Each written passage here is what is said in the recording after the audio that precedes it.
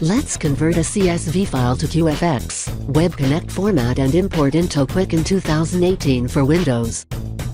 First, open CSV2QFX converter. Check the QFX target and select Quicken 2018. Check the transaction details before converting, like expenses must be negative. Use manual mapping if needed.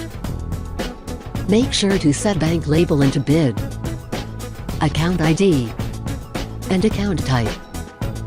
Because Quicken uses these settings to import QFX files, click Convert button to create a QFX file. Before importing, let's create a checking account or use existing account. To import a QFX file, click File, Import, Web Connect. Now we have transactions imported in Quicken. We can review, edit, delete, move them,